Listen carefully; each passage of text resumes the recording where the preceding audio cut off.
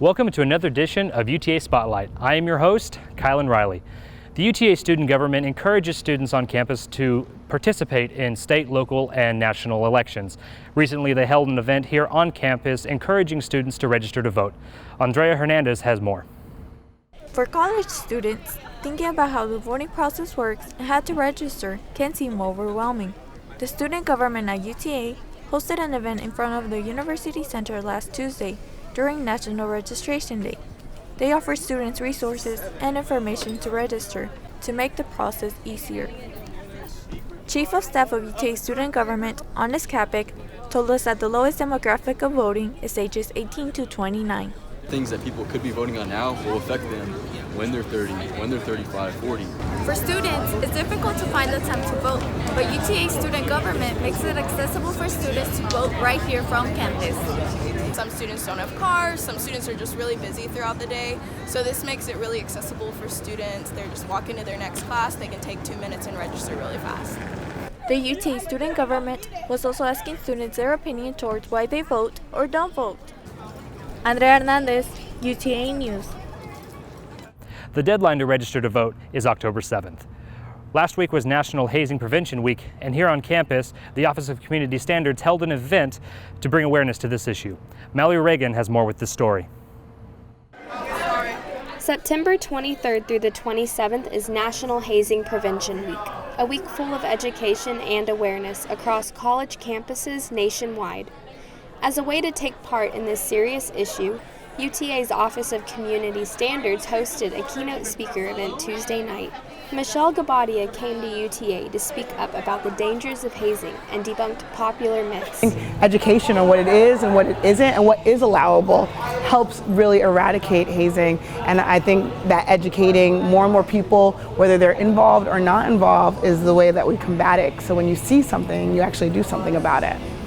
The keynote speaker spoke in front of a diverse audience made up of many UTA organizations, challenging students to define what hazing means to them. Gabadia kept students engaged by keeping things lighthearted and interactive, even calling upon 2 UTA athletes to come on stage and give the correct definition of hazing. It was really impressive how engaging she was. Everyone was laughing the whole time, and I think that this is something that every student can take something away from. Mallory Reagan, UTA News. Here at UTA, there's a variety of talent to be found if you know where to look. Recently, a local music group within the community started gaining some traction.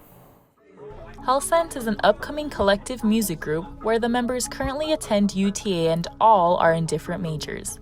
They took advantage of their breaks to work on their new EP 7, which released over the summer. The diversity in the group allows them to experiment and take different directions with their music. Like, everybody has their own style. Like, we all just have our own style, and then when we put them together, that's when you get that like mash, you get that subgenre, you get that stuff that like you haven't really heard before. I honestly feel like we can do anything we put our mind to, like literally any type of music.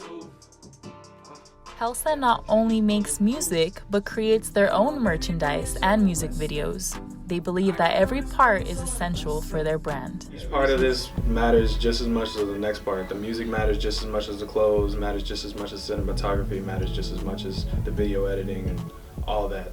We need to do all of that so we can function as a group. They're excited to share what they're working on for the future of HealthScent. We got some merch we're working on. We definitely have songs we want to release soon. We're also in the process of building our own studio, which is super exciting. Because once we have that own space, it's just like, stop me. Their music is available on Spotify and Apple Music under HealthScent 2000. This is Kimberly Barroteran reporting. We are HealthScent, you're watching UTA News! All right, and that's all we have for UTA Spotlight. I'm your host, Kylan Riley, and I'll see you next time.